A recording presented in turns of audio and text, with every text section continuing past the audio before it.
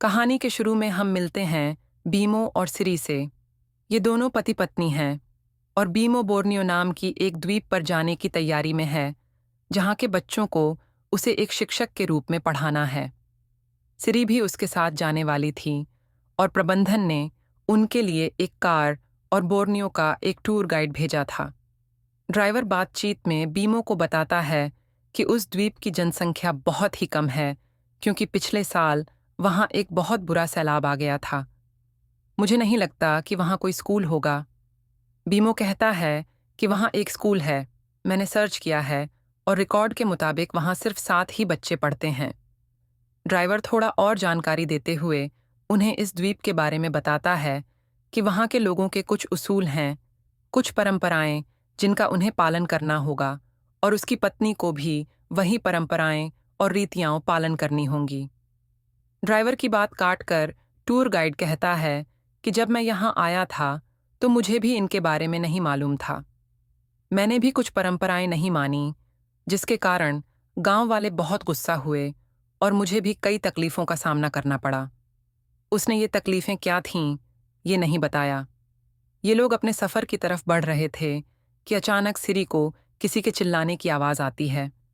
खिड़की के बाहर जब वह देखती है तो वहाँ एक महिला का सिर आग के ऊपर उड़ रहा था, जिसे देखकर वह बुरी तरह डर गई। उसने इस बारे में इन तीनों को भी बताया, लेकिन किसी ने उसकी बात पर ध्यान नहीं दिया। वह इतना डरी हुई थी कि तीनों मिलकर उसे रिलैक्स करते हैं। वह इन तीनों को समझाने की कोशिश करती है कि वह सिर उड़ रहा था, आग थी, उसकी कोई बॉडी नहीं थी, लेकिन ये लोग उसकी बात पर ध्यान नहीं देते। अचानक सिरी को उल्टी होने लगती है और उन्हें गाड़ी रोकनी पड़ती है। अचानक उन्हें जंगल से ऐसी आवाज़ आती है कि कोई तेज़ी से उनकी तरफ बढ़ रहा है। देखने पर उन्हें पता चलता है कि एक कॉफिन उनकी तरफ आ रहा था। इसे देखकर वे डर गए।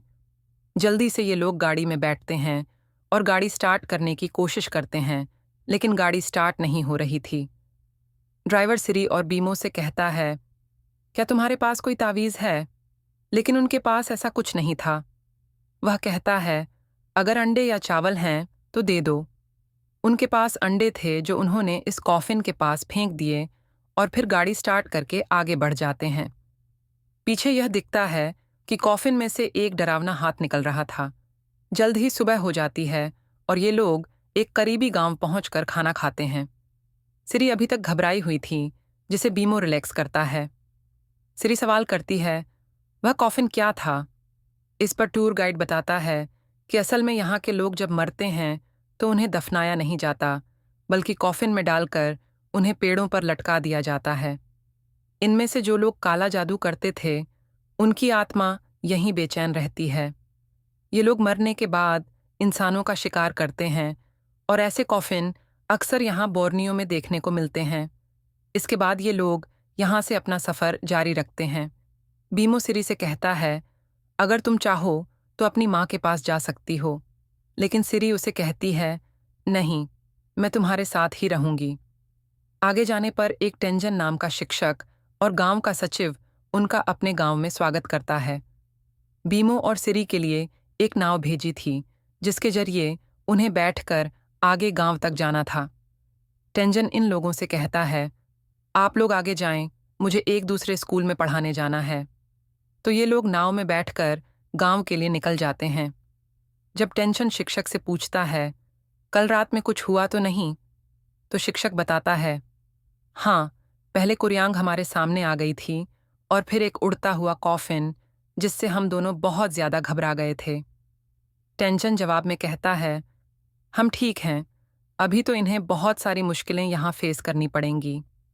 ये कहते हुए वह गांव के किनारे पर नाव छोड़कर चला जाता है।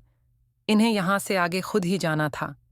घने जंगलों के दरमियान में से होता हुआ यह रास्ता इन दोनों को ही डरा रहा था। यहाँ पर ये लोग पेड़ों से लटके हुए बहुत से कॉफिन देख लेते हैं, जिससे सिरी बहुत ज्यादा परेशान हो जाती है और बीमो उसे किसी तरह इस जगह से निकाल देता है। आगे बढ़कर ये एक बूढ़ी महिला से स्कूल का रास्ता पूछते हैं। वह महिला उन्हें रास्ता तो बता देती है, लेकिन ये लोग नोटिस करते हैं कि वह और उसके साथ खड़ा हुआ एक आदमी बहुत अजीब तरीके से उन्हें देख रहे थे। आगे जब ये लोग स्कूल में आते हैं तो सबसे पहले मिलते हैं यहाँ के प्रिंसिपल से। वह यहाँ इन दोनों को रहने के लिए एक केबिन देते हैं और उनके साथ खाना खाते हैं। खाना खाते हुए प्रिंसिपल उठकर कहते हैं, एक बात तो मैं तुम्हें बताना भूल गया। हमारा एक ट्रेडिशन है कि हमें अपने भोजन में से कुछ हिस्सा जंगल में देना पड़ता है। हमारे मान्यता है कि जो चीज़ हमें प्रकृति ने दी है, हमें उसका हिस्सा प्रकृति को वापस करना चाहिए। ये सब बताने के बाद जाने से पहले प्रिंसिपल सिरी से कहते हैं, अगर तुम चाहो तो स्कूल में आकर पढ़ा सकती हो। इससे तुम्हारा दिल भी लगा रहेगा और तुम पूरा दिन घर पर नहीं बैठोगी। ये दोनों प्रिंसिपल की बातों पर सहमत हो जाते हैं।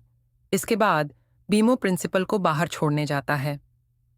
बाहर छोड़ने के दौरान सिरी को कुछ हलचल महसूस होती है और हम देखते हैं कि एक अजीब सी बूढ़ी महिला सिरी पर नज़र रखे हुए है।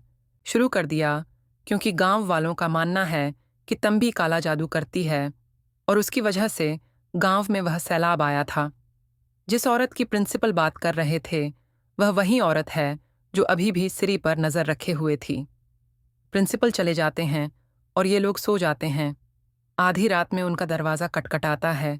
बीमो जाकर चेक करता है तो एक औरत जल्दी से उनके घर के अंदर आ जाती है। वह तंबी ही थी जो उन्हें कुछ कहती तो नहीं, लेकिन दोनों को घूर कर देखकर सिरी के पेट पर हाथ लगाकर चली जाती है। उसकी इस हरकत से दोनों बहुत डर जाते हैं। अगले दिन सिरी जब स्कूल में पढ़ा रही होती है तो अचानक से उसे चक्कर आने लगते हैं।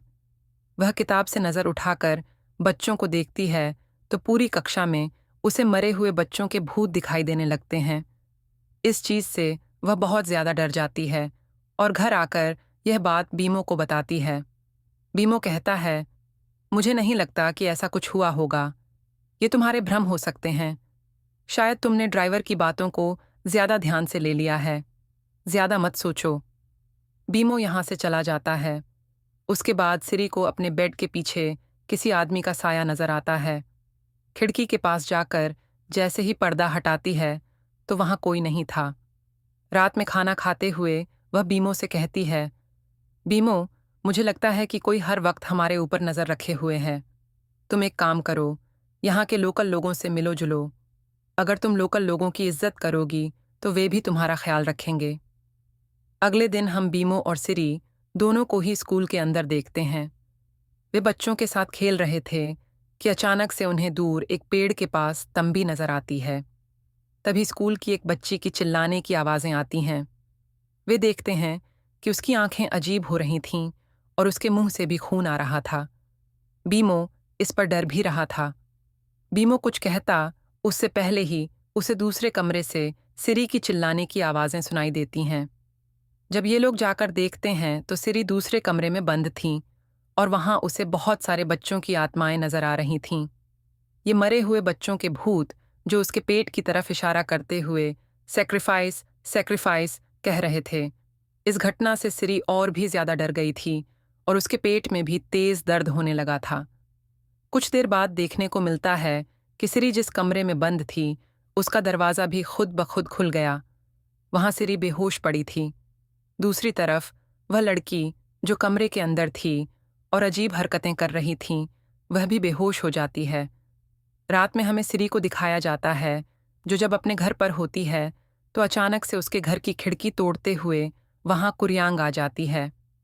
कुरियांग बोर्नियो द्वीप में भटकने वाली वह आत्मा है जिसका सिर्फ सिर आग के ऊपर उड़ता है। इस कुरियांग ने जैसे ही सिरी पर हमला किया, उसने पहचान लिया कि यह कोई और नहीं बल्कि तंबी है। इससे पहले कि तंबी उसे कुछ कर देती, सिरी की आंख खुल जाती है और हमें मालूम होता है कि यह सब उसका सिर्फ एक बुरा सपना था। प्रिंसिपल उनके घर आते हैं यह बताने के लिए कि पिछले दिन जो कुछ भी स्कूल में हुआ था उससे बच्चे काफ़ी डर चुके हैं, इसलिए आज स्कूल बंद रहेगा। वह लोग भी स्कूल ना आएं। इस सब के बाद प्रिंसिपल सिरी की तबीयत पूछते हैं जो अभी भी खराब थी और साथ ही उन्हें विलेज हेड का संदेश देते हैं कि वह दोनों को अपने पास मिलने बुला रहे थे। बीमो और सिरी उनके पास चले जाते हैं और हेड फिर इन दोनों को यहाँ मीना नामी लड़की से मिलवाने के लिए बुलाते हैं। मीना एक जादूगर थी और उसे ये जादूगर स्किल्स अपनी फैमिली से मिली थी। मीना सिरी का हाथ पकड़ती है और देखकर बताती है कि वह प्रेग्नेंट है। ये बात सिरी को भी मालूम नहीं थी। वह तो यह जानकर खुश हुई, लेकिन यहाँ के सरदार उनके ऊपर गुस्सा करने लगे कि अगर तुम प्रेग्नेंट थी तो तुम्हें बताना चाहिए था। अब सिरी प्रेग्नेंट थी, इसमें इन लोगों का क्या नुकसान था? इनके गुस्से के पीछे की वजह सिरी समझ नहीं पाती और उनसे पूछती है कि आखिर आप लोगों को प्रॉब्लम क्या है? इस बात के जवाब में मीना कहती है कि यहाँ पर एक भविष्यवाणी चल रही है। यहाँ के लोगों का मानना है कि एक दूसरे द्वीप से प्रेग्नेंट औरत यहाँ आएगी, जिसके बच्चे से यहाँ मौजूद राक्षस अपने आप को पूरा कर लेगा। फिर मीना सिरी को समझाने लग जाती है कि वह जबरदस्ती कोशिश करे और बच्चे को पैदा होने से रोक दे। इसके बाद हमें तंबी के साथ एक दृश्य दिखाया जाता है। तंबी हेड से कहती है, मैंने जो सोचा था वह सच हो रहा है। इसके बाद वह अपने पति के साथ मिलकर एक योजना बनाती है। तंबी अपने पति को कहती है कि वे रात के समय गांव से निकल जाएंगे और फिर कभी वापस नहीं आएंगे। इस दौरान मीना और हेड भी अपनी योजना बना रहे होते हैं। हेड कहता है, हमें हर हाल में इस राक्षस को रोकना होगा, चाहे इसके लिए हमें किसी भी हद तक जाना पड़े। आधी रात में मीना एक आत्मा बुलाने की कोशिश करती है ताकि वह सिरी के बच्चे की आत्मा को खींच सके। तंबी और उसका पति इसे रोकने की कोशिश करते हैं, लेकिन मीना काफी ताकतवर होती है। वह तंबी को रोकने में कामयाब हो जाती है और सिरी के बच्चे की आत्मा को खींच लेती है। इस घटना के बाद तंबी और उसका पति गांव छोड़ देते हैं। मीना को लगा कि उसने अपनी योजना में सफलता प्राप्त कर ली है, लेकिन अंत में हमें दिखाया जाता है कि सिरी का बच्चा बच गया है और वह राक्षस से बचकर बाहर निकलने में कामयाब हो गया है। कहानी के अंत में हमें दिखाया जाता है कि गांव के लोग अब सुरक्षित हैं, लेकिन खतरा पूरी तरह से टला नहीं है, क्योंकि राक्षस अभी भी वहां कहीं छिपा हुआ है। गांव वालों से दूर जंगल में रहना शुरू